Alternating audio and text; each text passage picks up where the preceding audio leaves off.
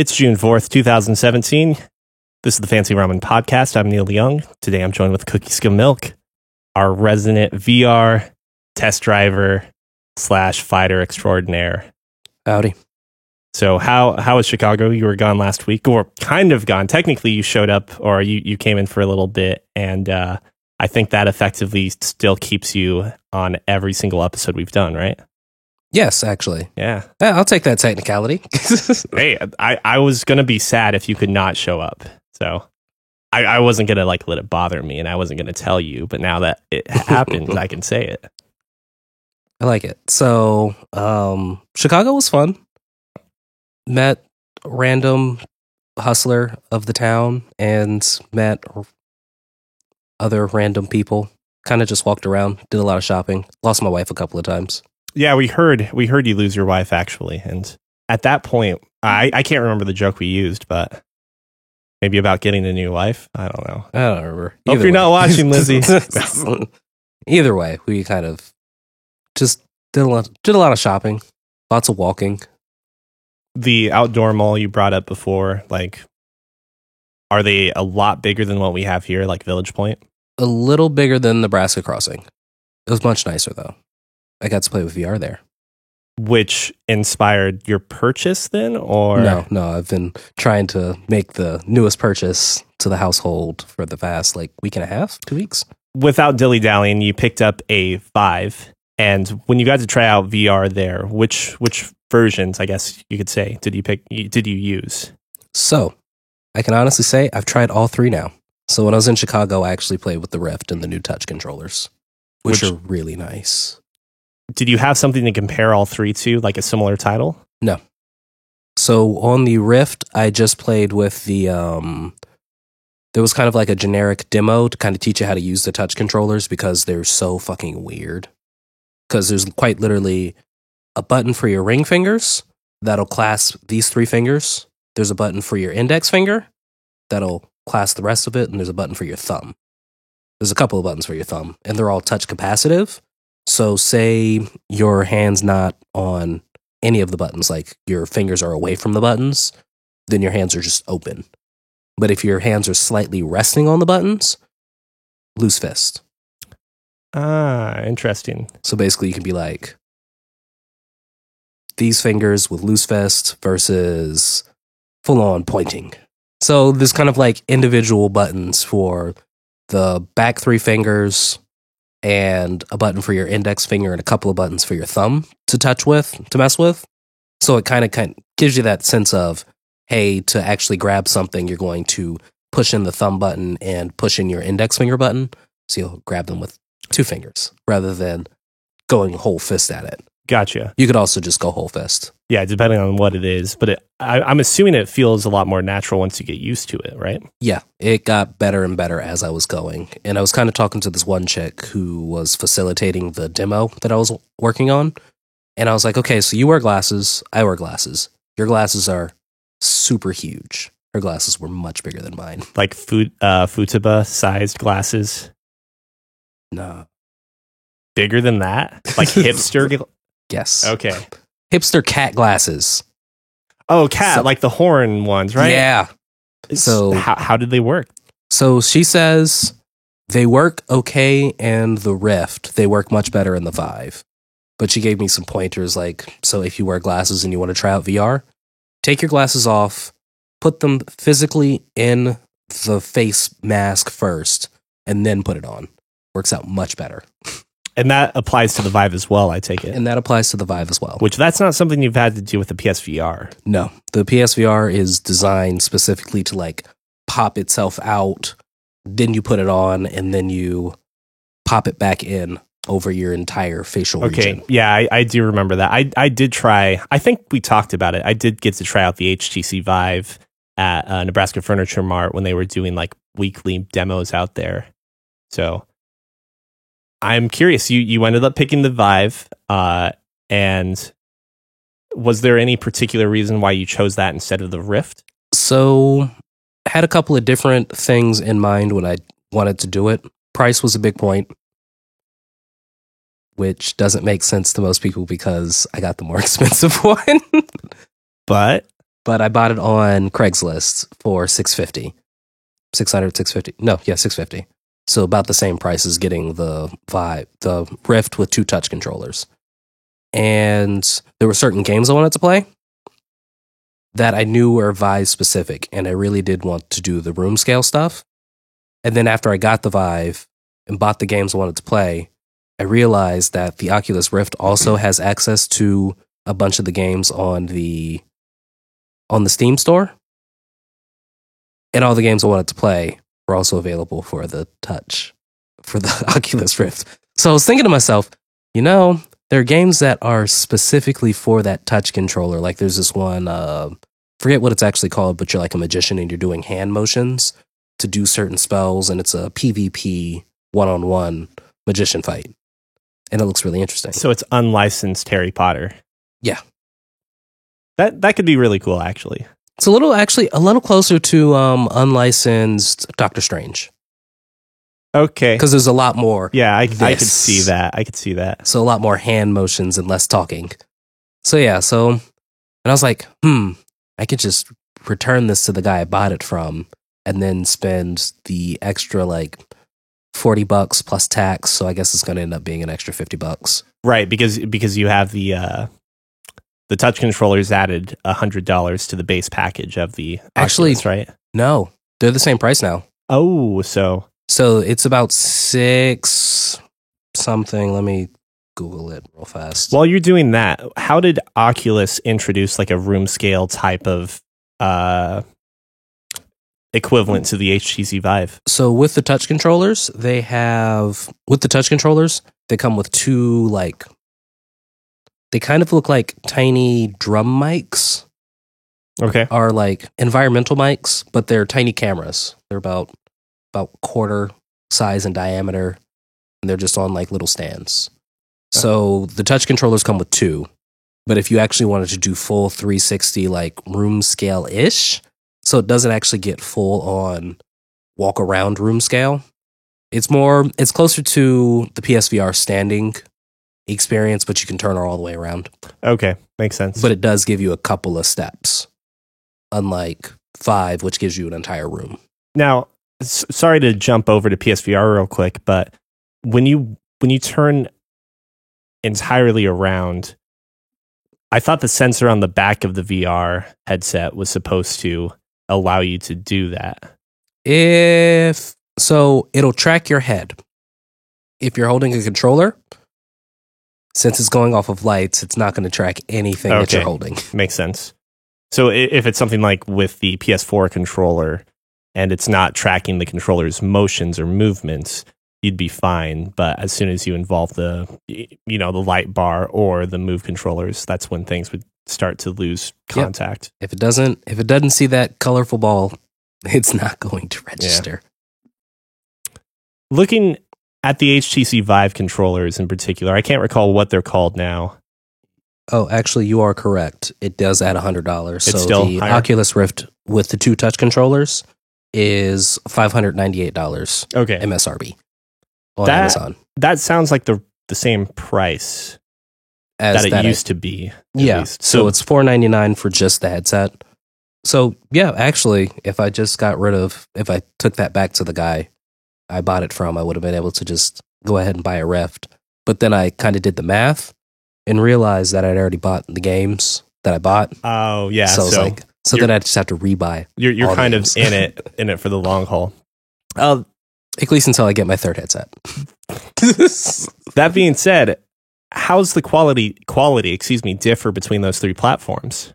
So, only had the tiny 20-minute demo with the biggest fan called me. My sister. So I only had the 20-minute demo with the actual Oculus Rift. It looks good. And it's so actually, let me start with this. With the PlayStation VR, it comes with this rubber face mask thing that smells has a really particular smell.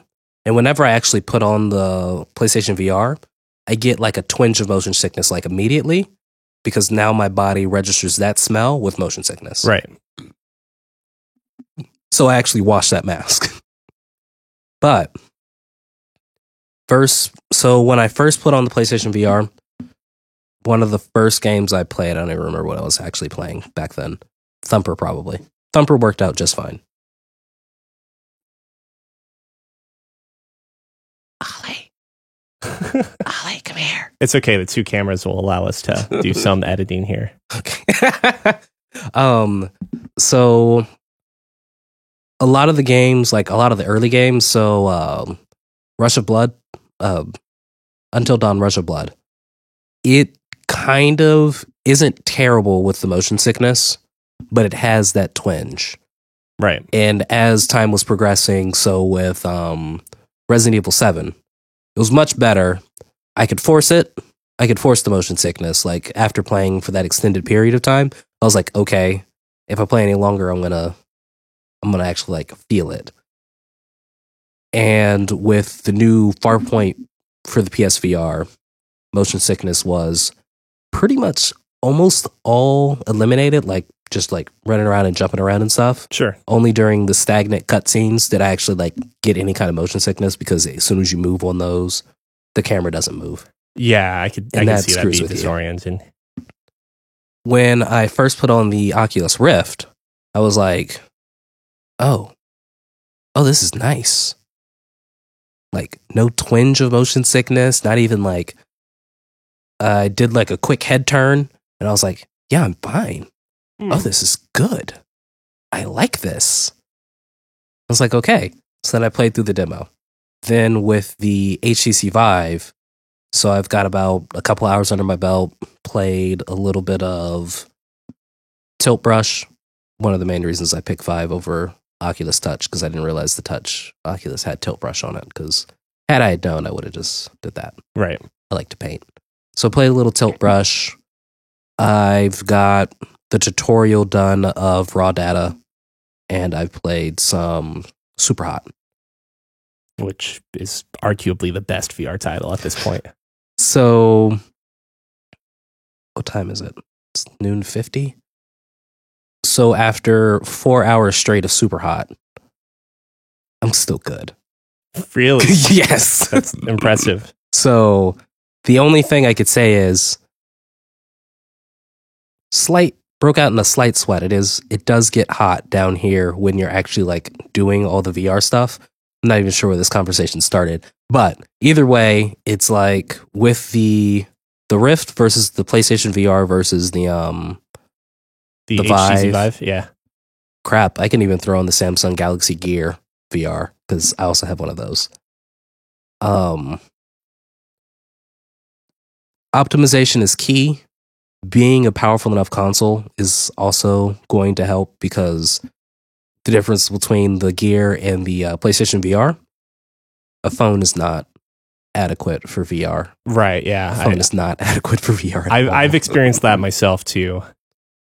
And going between the Rift versus, I'm not sure what the rig was I was playing on the Rift, but I'm sure it was just over the top because it was at the Microsoft store. So yeah, they're going to put the best computer they have out there for that, versus my rig that I currently have for the Vive versus the PlayStation VR. Like, I'm seeing how they're optimizing the PlayStation VR to work better with the PlayStation 4 due to Farpoint.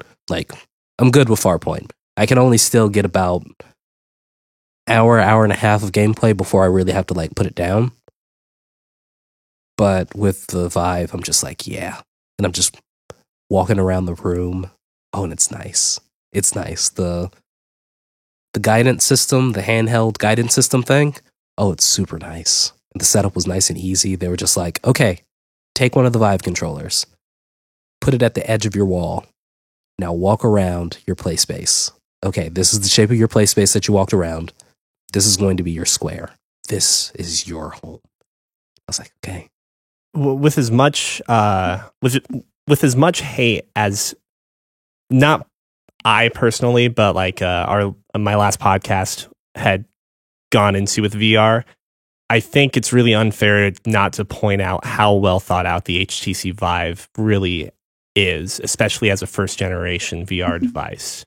Like, even having the foresight of having a camera built into the HTC Vive so you can actually see through your headgear, if you will, and look at the real world when you need to, building up the safety barriers or framing, I guess you could say, wireframing when you get too close to the boundary of your play space. I forget what it's actually called, though. Yeah, I Someone's can't recall gonna tell either. us. There's like, I'm excited you picked up the HTC Vive 2 purely for the fact that I don't know if it's a matter of optimization, but I have heard that the Oculus might have a little more of a screen door effect than the Vive. So define screen door effect, because I'm seeing slightly differences on like the three devices, because I did get a little bit of hands-on time with the Rift. But when I first heard the word screen door effect, people were like, "Oh yeah, it's kind of like you're looking through a screen door." So there's like something in between you and the world that you're in. Yeah, and screen door I don't think necessarily is the perfect description for it, but it's like there's a filter. Like the lens or the screen is there, so to speak. Oh, okay. And then you see past it. And once you're playing for an extended period of time, you completely ignore it at that point, or it's not there anymore. But I personally noticed that the archery game I played on the HTC Vive had a worse screen door effect than the PSVR. But that I'm starting to begin to think that might have been more on the software side as opposed to the hardware. It could be, because I haven't really noticed that much of like, so it is a little more noticeable in my peripheral vision that I am looking through a lens than on the PlayStation VR. Yeah. So I can admit to that. But I haven't really like super noticed anything. And also, I kind of got rid of a lot of the screen door effect after I cleaned the lenses as well. Oh, okay. Sure. So that was not even that was more of a physical thing as opposed to a display problem. Yeah. And you're Asian, so, those things. I can hardly see anything anywhere, man. Those lenses might have been really foggy. Anyway.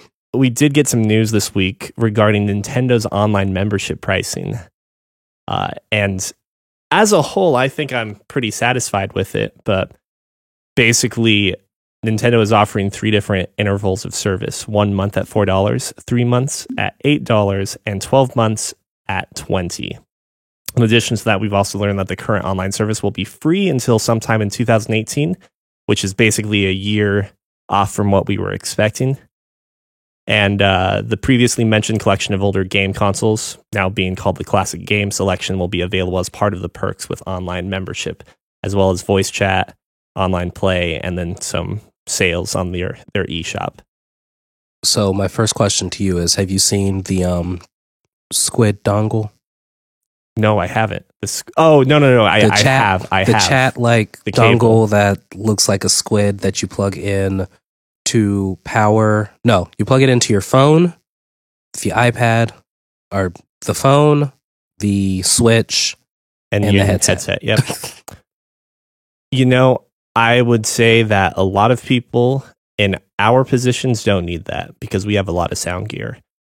They say dongle, but I think in all actuality, what that's doing is not so much any sort of software or handshake. I'm assuming we don't necessarily know, but you think it's just a way for people to connect the headset to their phone?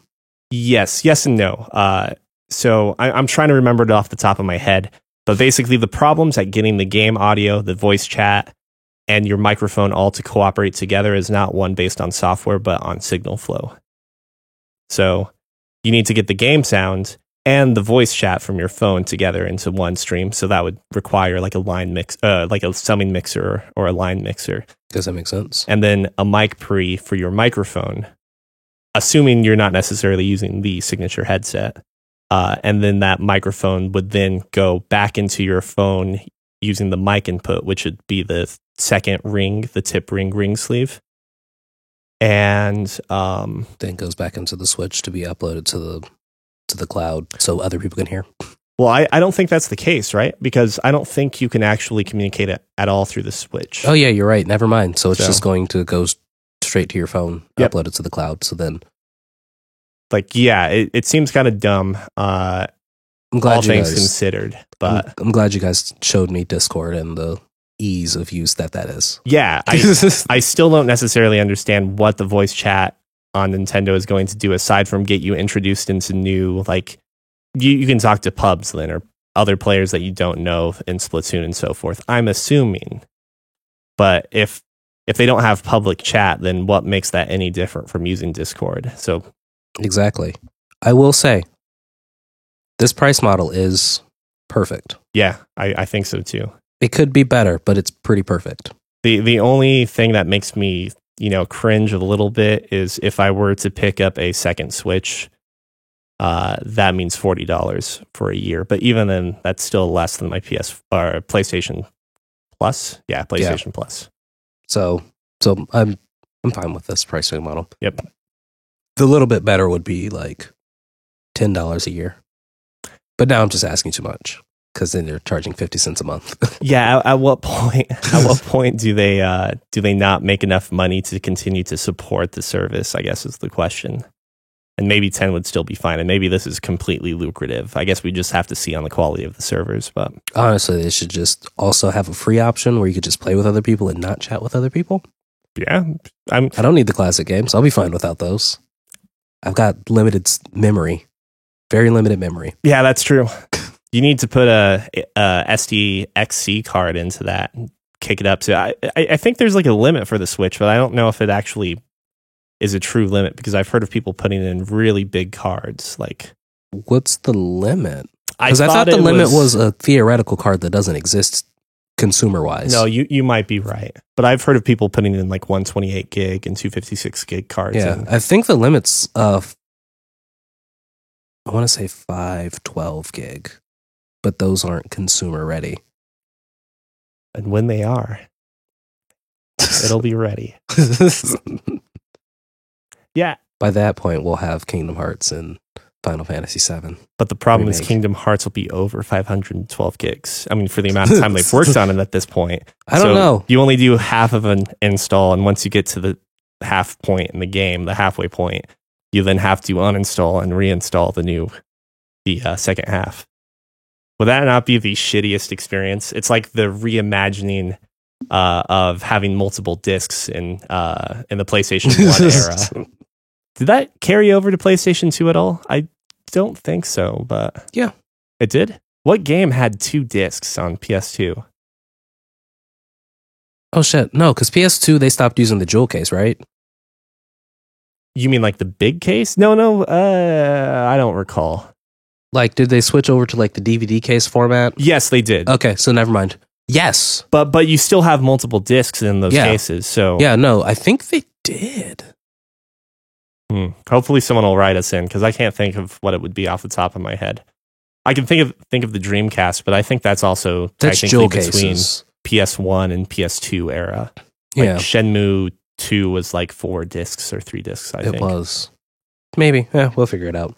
The next thing I wanted to talk about in particular involves something that I think we're going to skip for now since Scott's not with us. But in particular, do you watch Professional League at all? No. Or have you before? Yes. So I do want to just touch on it because if we end up covering it in the Omake, I want to bring this up. So if you're interested in it, you can listen to the Omake. But basically, LCS, League Championship Series, it's the North American League for Riot Games, League of Legends, is basically implementing a $10 million buy-in to their series, to their league.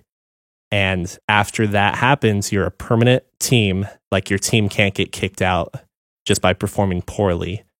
And in doing so, they were also implementing like revenue sharing. So this is basically making League of Legends, or this specific league, function a lot more like a professional league. It also has like guaranteed player salaries. I think it's $75,000 is your minimum now. It's literally like NBA, MLB. Nice. Wouldn't that be nice? I think we can start playing some League. Let's start playing some League. Teemo. No, that's right. You're Crit Fid, right? Yeah. Teemo, right here. Let's do it. How many people do we need? We need 5. We got it. And Scott's better than both of us, probably. So more than likely. And I know 2 other people who play League. Great. Excellent. So we're good. I hope they can carry us. Well, they get paid to play League. At least they get paid to stream League. So I hope they can carry us. But Casey Tron gets paid to stream League, and she's terrible. I'll take your word for it.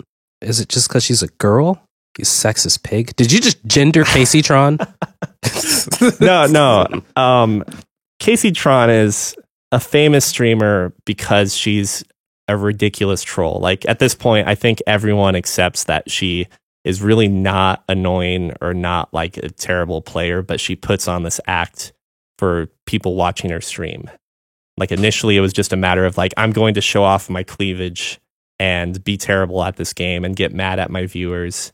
So people will donate, telling me horrible things through the donations, that sort of thing.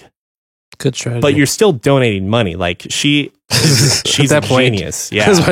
Yeah, that's good strategy. It's working for her. And like, I got to be thick skinned for that, though. Yeah, no, I think she's incredibly thick skinned. I think that is partly why, like, she more or less has let herself become the target of like flaming and hate and so forth, because it's very profitable. Is she thick skinned or just thick? Maybe both. Who knows? I haven't seen her, so. Flabby skin, or what was that from? Malu? Flabby useless skin? Useless flesh? Yeah, whatever it is. Useless flabby flesh. Lizzie started saying that. Did she finish it with you? No, she's never even watched an episode. Oh.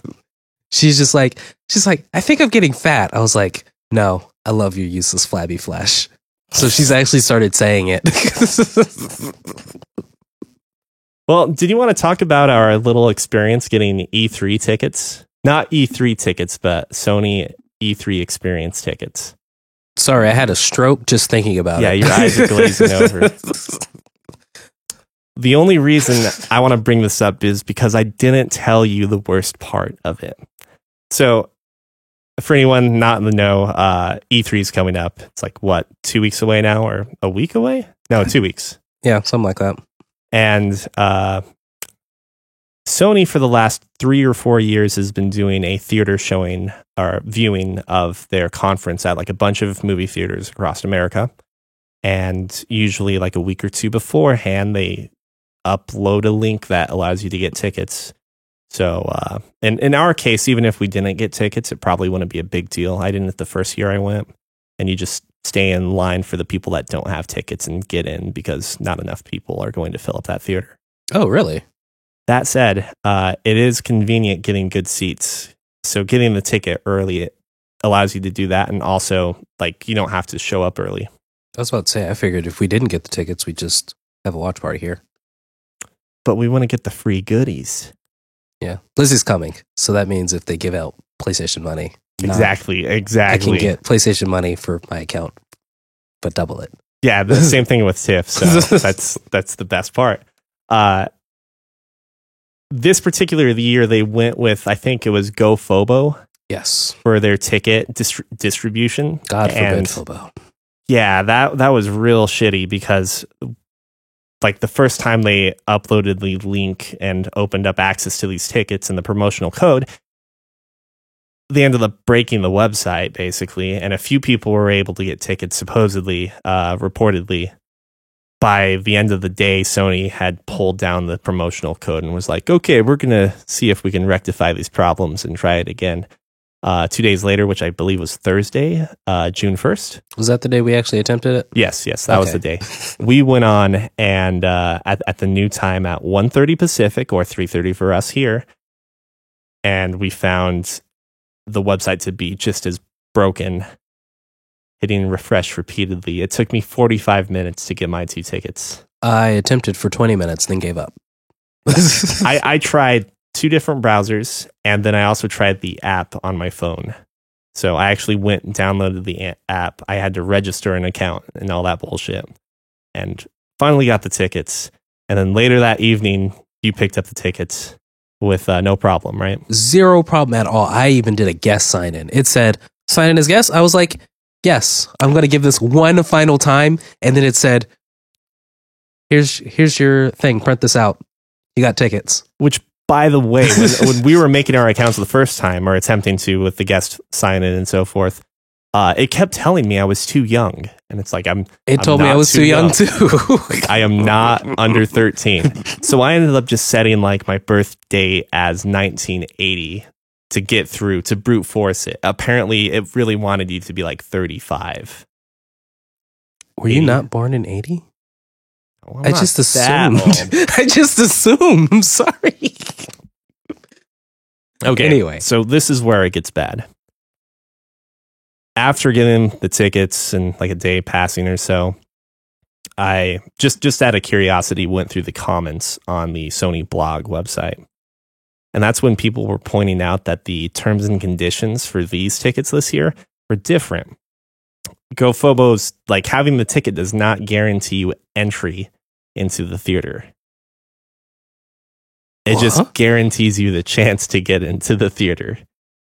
So from the way it reads, it sounds like you need to go early, and it's just the first amount of people that have these tickets, but more importantly, can fit into the theater, get in, and no one else does. Yeah. Which shouldn't be a problem for us because, you know... We're in Bumfuck, Nebraska. Yeah, exactly. And like a lot of people show up. This would be your first time going, right? Yes, I was not able to get tickets last year and just watched it online. I was fine with that. I don't think the theater has filled to capacity anytime I've gone. I could be wrong, but... So I'm not worried so much about that. But if you're a major market, like Atlanta, LA, I don't know who. Sure. Like Atlanta. What? Wait, if you're in LA, you're just going. Yeah, that's true. You probably could. You can this year because it's open to the public. Yay! I'm not sure if the conferences are easier to get into than E3 as a whole. And I doubt they charge tickets to the developer specific ones, but that's a whole nother story. But that kind of sucks if like you're to flip up this policy and more importantly, just make the tickets harder to access. It's easier for me to, you know, be a little more reserved on this topic now because I'm, you know, 4 days removed from the bullshit that was getting these tickets. But man, that sucked. Oh my God. I'm surprised you even kept going. I was just like, I'm too young. Okay. Fuck it. I'll try again. Okay. I'll try one more time. All right. I got work to do. Fuck this shit. Exactly. Like you get to the ticket, like where you can actually select the number of tickets you have, and then it would just time out on you. I got there and it said, nah, man, I'm good. And I was like, okay, I'm done with this. And then when you told me like later that afternoon, so did you ever get tickets? I was like, no, but I'll try one more time. Fuck, I just got tickets. Yeah. Anything you want to bring up before we tackle the hot list? My former employee got a new logo. Your former employee? Employer. Sorry. Yes, my former employer got a new logo. Who's your former employer? Ubisoft? Wait, you were employed by Ubisoft? Yeah. Really? Yeah. Game testing or what? QA? No. Representative. What? Yeah. What? Have you not seen... Oh, I guess you probably haven't seen the Ubisoft, like, cups and stuff that are upstairs. And no, okay. There was a lot of Ubisoft swag in our house at points. Before we go into that, does that mean we should really, like, have to give off a disclaimer? I know we're not technically, like, a media outlet, nor are we trying to be, like, game journalists, but I almost feel inclined now that we have to be like, well, Cookie, just for the record, Cookie did work for Ubisoft. And yeah, when did this happen? And how the hell did you get that job? Shit. Like my sophomore year of college, I met the Ubisoft rep. Cool dude, the party starter. Hashtag the party starter. Bud Dwight Coulter. Shout out. He is a amateur professional wrestler now. That's awesome. I wonder if he knows Dan Reichert. Maybe. I have no idea, honestly. Anyway, so I met him when he was the Ubisoft rep, and I kind of went to a couple of his events, and he was like, hey, I'm going to become the Budweiser rep, and I can't do both at the same time. You seemed interested. You've been helping me out with some events. Do you want to be the Ubisoft rep? Then I got in touch with his manager, and she was like, yeah, okay. So like, it was a paid gig? Yeah. I was the Ubisoft rep for 2 years. What pushed you out of being a representative? I wanted to focus more on my art. So my senior year of college. Plus, so like I knew the like top Ubisoft rep, the Ubisoft college rep, So if you're like the top rep of the year, you go to California for the summer. You go to E3 officially with Ubisoft. And I was talking to him and I was like, so are you going to be working for Ubisoft after this? He's like, no, it's a dead end job. Okay. So it guarantees you nothing when you go to the professional market. Working for Ubisoft guarantees you nothing. At least as a college rep. So I was like, okay. Okay. So maybe I'm putting too much emphasis on what I was actually doing. Yeah. Nah, I was just basically paid to give out free stuff and throw parties. That's, still impressive. Yeah, it was a nice little gig. Drink this Assassin's Creed sponsored Mountain Dew. Yeah. It's like, no, I'd rather have beer. Oh, man. Okay. Gave me super nice glass cups. Like Assassin's Creed Brotherhood cups. Like actual glass pint glasses. Oh, they're super nice. With like engraving on it too? Or no engraving, just kind of a sublimation print, I guess. Okay, yeah, totally not worth doing this job then. That's cool. Yeah, I saw the new logo for Ubisoft, and it's similar yet cleaner. It's a lot simpler. It's monochrome, right? Yeah. So that way they can. I forget what their actual words were, but it was like take the background and make it a part of the logo. So basically, say you're in exotic Montana. And you've got that exotic Montana horizon. So then instead of just having like the white Ubisoft logo, you can expand its borders of the Ubisoft logo and then have the picture of exotic Montana inside the Ubisoft logo. Exotic Montana. Exotic Montana, indeed. Hope you're doing okay, Scott. In exotic Montana, just keep fighting off those religious zealots. Yeah. I can't recall what the name of the sect was now, but I'll just call it the Brotherhood. Why not? To tie in to Assassin's Creed, are we just going to connect every game universe together?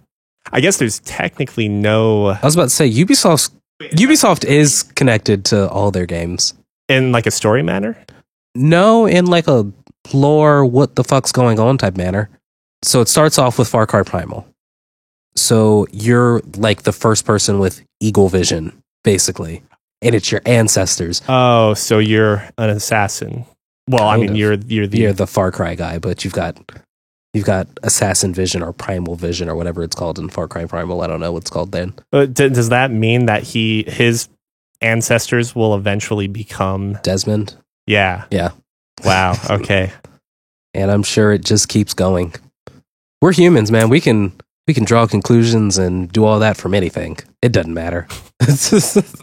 I'm not prepared to think about what that means. Does that mean Blood Dragon is the foreseeable, the future of every Ubisoft game? Which one's Blood Dragon? And yes. Oh, yeah. Unfortunately. What? That's the best Far Cry game. We're going back to the 80s. 70s? But wasn't it like futuristic-ish? Futuristic 80s. Yeah, it's just going to be like 3280. It just happens to be like a replica stylistically of the 1980s. Pretty much. Anyways, let's hit the hot list, i.e. the topics that I don't think we're going to be able to talk too much about, but want to bring up in some light. Praise new PS4 Pro patch, since we were talking about this last week with the PS4 Pro, apparently has some issues that are causing significant screen tearing and frame drops. Optimization is key. And if you don't spend time on your fucking patches, this is going to happen. Publisher Square Enix revealed the latest project from Tokyo RPG Factory named Lost Sphere as the follow-up to I Am Setsuna. This game is yet another RPG to be in plans for the Nintendo Switch. After looking a bit at the content from Lost Sphere, I'm beginning to think that Tokyo RPG Factory may truly be an assembly line for Japanese RPGs, and I don't mean that in a good way. Set to release in early 2018, which that's a fucking quick turnaround time considering I Am Setsuna came out, I think, in 2016. Is that a quick turnaround time? Well, maybe not if, you're using the exact same game engine, the exact same art style, the exact same music style, the exact same everything. Then I guess no, it's not. But character designs still take time, apparently, and story takes time. Ish. They got to do something. Yeah. Did you play I Am Setsuna? Nah, it looked too generic. Yeah. That's kind of how I feel about it too. GTFO, ex-Payday 2 devs studio 10 Chambers Collective is working on a new title, GTFO, or Get the Fuck Out. They've described it as a 4-player hardcore co-op action horror FPS. Are we ready for a new and possibly better Left 4 Dead? Nothing's going to be better than Left 4 Dead. Actually, been watching that Friday the 13th. If they keep their community and like their numbers up of people playing the game, I will be getting it in 2 months.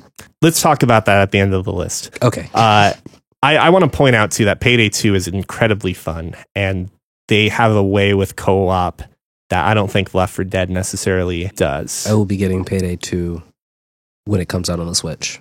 I think once you play it, you're going to get a little more hyped for Get the Fuck Out. Anywho, Seaman 2, or technically 3, Yu Saito, the creator of Seaman, the Dreamcast classic, is teasing production of a sequel. Now, technically, there was a sequel for Seaman 2. Wasn't released here.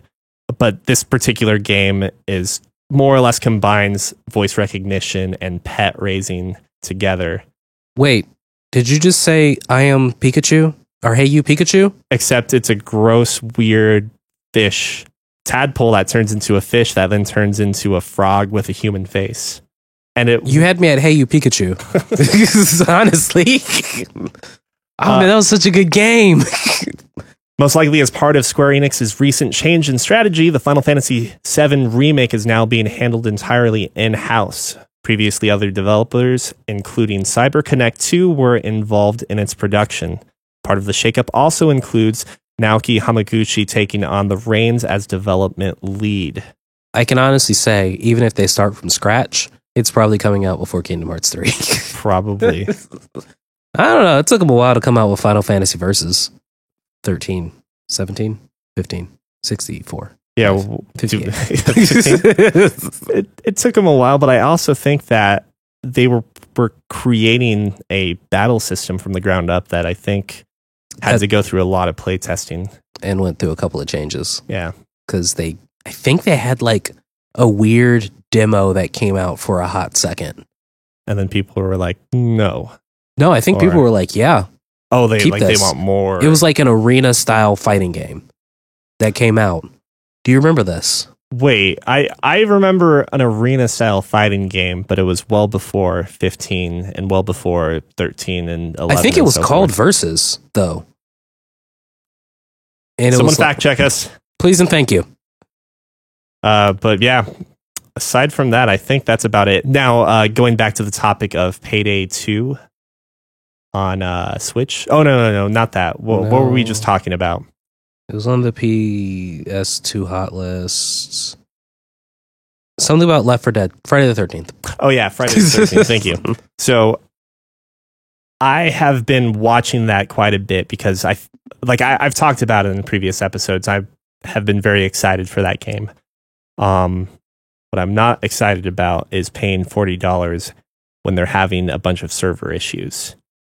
They're having server issues? At least they were. And it's really hard to see how well the servers are going, because if you go and try and watch a stream of Friday the 13th, you're only going to get like your professional streamers, it seems like, or even some of the smaller names there are only doing private matches, and private matches are not server side. So that makes it very hard to see how well the servers are working. From what I gather, it does look really fun with the private matches, but we're still not seeing what like your public matches would be like. And that's going to matter the most to someone that doesn't stream professionally, and doesn't have 20 friends to pull from to play this game, because it's $40. That's significant. No, that is significant. I cannot buy 3 other people or 6 other people copies of this without like the dedication and commitment of people to be like, we're gonna play this a lot with you, Neil. And I don't necessarily think the game is even worth $40 to begin with. So I don't know. I'd pay $40 for it in like 4 months. Well, at that point, you'd think it'd be like 30 or 20, hopefully, right? Like a sale would pop up. Hopefully, but I'm also kind of waiting to see if the community stays around. Yeah, exactly. Because I bought Evolve. And no one plays Evolve anymore. Even after it went free to play, like there was a spike, and then no one played it again. Exactly. Can you please, like, for the screenshot, just have that one guy's face who turns around who gets killed first. Oh no, not the guy that gets killed. Not the guy who gets killed. The reaction the blonde guy, that face, that man, that face was even worse during the restricted but not private beta. Like the beta was open to be streamed and stuff, and it helped build a lot of hype around the game. A few months ago, his face and reaction was even worse and like less organic. Just the whole time he looks super plastic. He looks like a Ken doll. He literally looks like a Ken doll. I can't imagine that being worse. Yeah, but yeah, if you told me you were going to buy the game today, I would buy the game and play with you. But I'm not buying the game today. Yeah, I think it seems like a waste of money for right now to hold off and see where the community is. Yeah, I think that about covers it. No. Omake! Yeah, hopefully we'll have something together. And you know what? I should have brought something so we could do the Omake remote if we needed to do it like right after work or later in the nights one day. But anywho, if you've enjoyed our podcast, you can review us on Apple Podcasts. Is that the new name? Fuck if I know. I don't use Apple products. Scott has told me that changed, but every time I go to check on our feed details, it's still iTunes. Whoa. So I don't know what the fuck is going on there. Go ahead and rate us on iTunes. iTunes or Apple Podcasts. Give us those thumbs ups. I mean, 5 stars? Yeah, I'm not sure. Yeah, what just the write rating reviews. system is. Just write reviews. Yeah, write reviews. Get more people interested in us, Dave. And if you'd like to send in your comments or questions, you can write us at podcast@fancyramen.com. I don't check any of the other podcast or fancyramen.com emails, I just realized. So now I'm wondering if Neil at fancyramen.com is like flooded with emails. Do I have a fancyramen.com email? I might have made one for you. I'm not think sure. You did. So Cookie at fancyramen.com is I don't know how to access it. Probably flooded. I'll take a look into that. I don't know how to access it. For the time being, you should totally just email us at podcast@fancyramen.com. And don't hesitate to message us at the Fancy Ramen Podcast Facebook site, Facebook absolutely. website. Also, come on, join us on Injustice 2. We're growing strong. The guild name is Fancy Ramen, right? With a space. Yeah. John and Buck, are they bringing up the stats a bit? A little bit. Are they trash? You can tell me. It's okay. They're not listening right now. Maybe they are. I don't know, honestly. There's one guy who surpassed me in level on the So one guy. And that was mainly because I went to Chicago and couldn't play it over the weekend. Sounds like you have a goal. All right. To play more HTC 5, duh.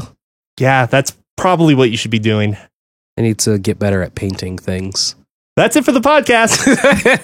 I'm Cookie. And I'm Neil. Bye, guys.